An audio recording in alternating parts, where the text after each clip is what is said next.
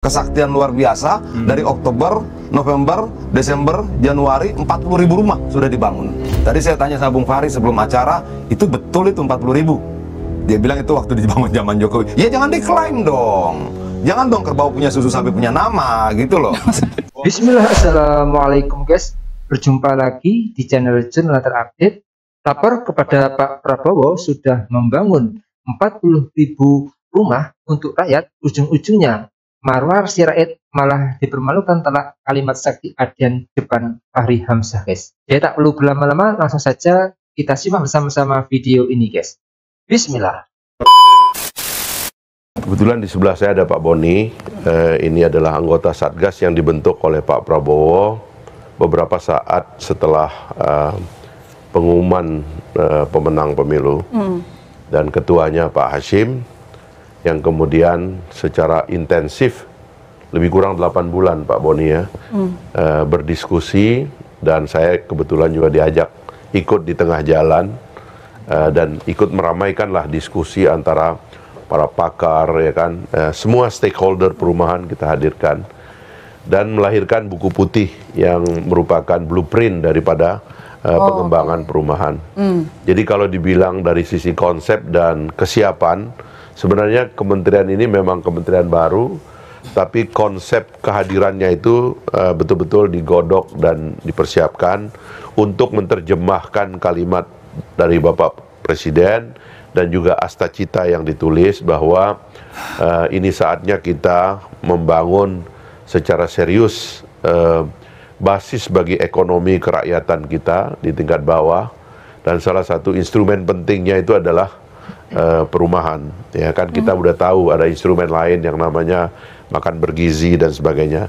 Itu adalah instrumen-instrumen yang kita gunakan untuk melakukan adjustment terhadap begitu luasnya atau panjangnya atau jauhnya jarak kehidupan antara sekelompok masyarakat dengan masyarakat lainnya. Nah, lahirlah kementerian ini, dan kementerian ini kemudian ditugaskan untuk menerjemahkan ya, dan kita sudah cukup panjang mendiskusikannya selama 3 bulan ini, tetapi bukan cuma mendiskusikan, kita langsung mencoba bekerja, menelusuri dan menyelesaikan problem-problem yang selama ini kita hadapi. Jadi sejauh ini sejak Oktober waktunya Pak Fahri bekerja, baru dalam proses itu dia tadi melihat apa roadmap-nya, jadi belum jalan sama sekali. Kementerian ini kan kementerian baru ya. Dulu hanya ada satu direktorat jenderal, sekarang ini menjadi satu kementerian. Pegawainya itu 5% dari seluruh pegawai di Kementerian PU. Itu memerlukan kerja-kerja organisasi ke dalam yang sangat masif gitu ya. Sehingga selain melakukan penataan kelembagaan, kami juga mulai bekerja untuk mengidentifikasi masalah yang ada.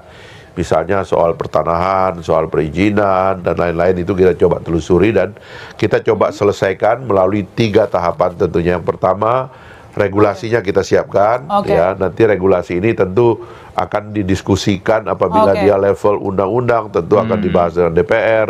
Tapi apabila itu adalah Kepres atau PP, itu akan nanti dibahas di internal pemerintah. Lalu apabila dia berikutnya adalah penataan kelembagaan, barulah yang ketiga adalah kita melakukan mobilisasi sumber daya, termasuk di dalamnya keuangan. Tapi kita tidak cuma diskusi, kita selesaikan ya. Seperti misalnya Satgas membantu kami banyak keliling ke beberapa negara, karena beberapa negara itu begitu mendengar angka 3 juta itu tertarik, banyak sekali negara yang tertarik. Baik, saya tanya ke Pak Boni. Pak Boni, Satgas sudah terbentuk sebelum adanya kementerian yang sekarang bersama dengan Pak Fahri. Nah, dari awal munculnya impian 3 juta rumah itu sebenarnya untuk siapa? Apa sih cita-cita di balik itu?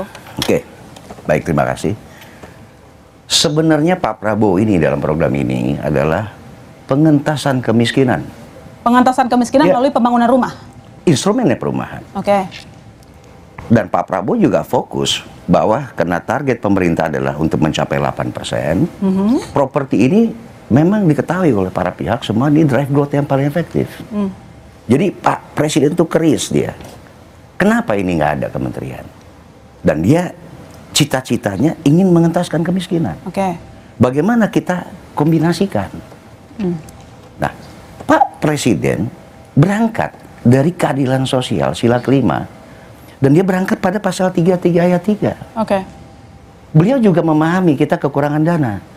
Tetapi apa pintu masuk secara hukumnya? Di pasal 33, kekayaan negara yang dikelola ini hasilnya untuk kesejahteraan seluruh rakyat Indonesia. Oke. Namun kita tahu, ada satu sektor seperti di BBM, itu kan mendapat per bulan kalau kita 240 liter, itu dapat Rp720.000. Subsidi dan kompensasi. Ya, Oke. secara indirect itu kan cash. Kalau kita adil, kata Pak Prabowo, barang siapa yang tidak punya mobil harus dapat dong. Oke, dan Ya, sama seperti berangkat orang dari yang nggak situ. punya rumah harus punya Berangkat rumah. dari situ. Oke. Beliau mengangkat dari keadilan sosial tadi. Terbentuklah roadmap bagaimana pengentasan kemiskinan. Oke. Sehingga apa permasalahan yang di desa? Permasalahan di desa ini kenapa tidak hadir, kata Pak Prabowo? Tidak ada kontraktor di desa karena tidak ada developer. Oke. Tidak ada Baik. developer di desa karena tidak ada bank. Kenapa tidak ada bank? Karena syarat formil untuk mendapatkan KPR itu adalah slip gaji. Oke. Oke? Masyarakat desa tidak memiliki penghasilan dari slip gaji. Dan itu yang sekarang sedang diupayakan supaya ekosistem pembangunan rumah. Dan ini Pak Prabowo memberikan satu konsep. Kalau sekarang saya keluarkan Pepres Oke. atau Kepres, berangkat dari keadilan sosial sila kelima pasal 33 ayat 3, sekarang saya berpihak kepada wong cilik nih, ya, yang tidak punya mobil, yang orang nggak punya rumah, saya bayarkan per bulan 600.000 instead of 720.000. 600.000. Berapa angka kemiskinan? 25 juta. Ayo kita mulai dari 3 juta. Oke. Ya, Baik. mulai dari angka 3 juta, 1 juta di kota, 2 juta di desa. Baik. Nah, dengan angka 600.000 itu kalau dikali 3 juta, katakan 600.000 kali 1 tahun, itu 7,2 juta. Dikali 3 juta itu 21,3. Jika 21,3 ini Pak Prabowo mengeluarkan Kepres untuk jaminan, ya, buat orang miskin tadi, negara yang bayar cicilan, bank akan hadir. Oke. Ada certainty, ada payment certainty. Oke. Kalau bank hadir, akan ada developer, akan ada kontraktor. Nah, nanti ini agak panjang nih, saya harus Nanti sebutkan. saya tertarik dengan soal pendanaan itu. Kita punya segmen tersendiri nanti Baik. Pak Boni. Sekarang Baik. saya ke Pak Dian dulu dari Komisi 5 DPR Mitra Kerja dari Pak Fahri. Ada 3 juta rumah. Sebelumnya sudah ada 1 juta rumah di era pemerintahan sebelumnya. Kalau dari Komisi 5 DPR sendiri melihat cita-cita ini gimana? Ya kalau bicara rumah buat rakyat ya bagus. Masalahnya bukan angkanya, Tapi caranya gimana? caranya gimana? Loh, semua bisa sebutkan angka besar-besar. Itu menyenangkan buat kuping rakyat. Dalam konteks untuk rakyat, kita setuju. Tapi bagaimana menuju sana? Oke. Itulah. Apa sih yang membedakan antara mimpi dan cita-cita, rencana dan kerja kan? Rencananya gimana? Kerjanya gimana? Bagaimana dapatkan lahannya? Mau lahan para koruptor? Kalau kemudian ada novum, bukti baru, digugat ulang, nggak jadi lagi, segala macam gitu loh. Nah, dengernya tuh enak ya. 3 juta rumah buat rakyat. Sebagai bagian dari bangsa ini tentunya kita senang dong. Ya. Segala sesuatu yang dibangun, dibuat untuk rakyat, kita pasti gembira. Tapi bagaimana menuju ke sana? Tanahnya dari mana? Oke. Kemampuan produksi kita untuk membangun rumah-rumah itu kesiapannya bagaimana? Setiap wilayah mau membangun bagaimana? Dalam pidato Pak Prabowo tadi, pesisir sekian, desa sekian, kota sekian. Oke, kota mana yang berapa? Kota pesisir mana berapa?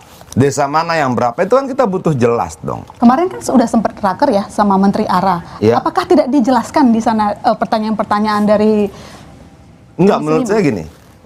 Dalam momen diskusi kita malam ini, uraikan dong. Oke. Raker itu kan didengar sebagai anggota DPR. Ini kan rakyat dengar. Gimana caranya? Ayo. Kemarin tiba-tiba kita tersentak-sentak. Orang bilang apa? Kesaktian luar biasa. Dari Oktober, November, Desember, Januari, 40.000 rumah sudah dibangun. Bagaimana mempertanggungjawabkan itu? Tadi saya tanya sama Bung Fahri sebelum acara, itu betul itu 40.000. Dia bilang itu waktu dibangun zaman Jokowi. Ya jangan diklaim dong. Jangan dong kerbau punya susu, sapi punya nama, gitu loh. Bahwa kemudian seolah-olah dalam 4 bulan hampir semua teman-teman kontraktor kontak saya, gimana ngitungnya yang 40.000 rumah dalam 4 bulan APBN-nya belum kelar. Oke. Itu loh. Enggak, nah maksudnya gini lah. Oke lah, rakyat mau yang kerja, rakyat mau bukti nyata. Rakyat sudah capek dengar yang indah-indah gitu loh. Di pemilu sudah disampaikan, di pileg sudah, di pilpres sudah, di pilkada sudah. Semuanya indah. Sekarang rakyat mau tahu caranya bagaimana ke sana. Oke. Angkanya bagaimana. Bagaimana lu dapatkan 300 juta meter tanah untuk membangun 3 juta rumah itu. Oke. Bisa dapat tanahnya, bisa. Jangan-jangan di gunung-gunung sana. Seperti yang diberitakan di TV tadi kan disampaikan, banyak yang tidak terpakai, tidak terjual, mangkrak, sudah jadi nggak dipakai, aksesnya susah. Oke. Jadi gini, apa? Kita ini mau serius nggak sih buat rakyat? Atau ada bisnis di balik kata rakyat ini? Oh. Jelaskan dong. Ya, saya jelaskan. Oke guys, ini yang mungkin saya kagumi dari sosok Adian Apitupulu guys.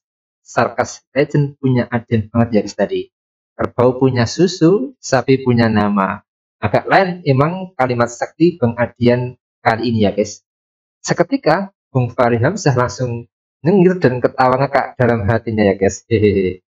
Selain itu, lihat Bang Adian bawaannya selalu tenang dan santai saat debat, tapi diam-diam mematikan argumen lawannya.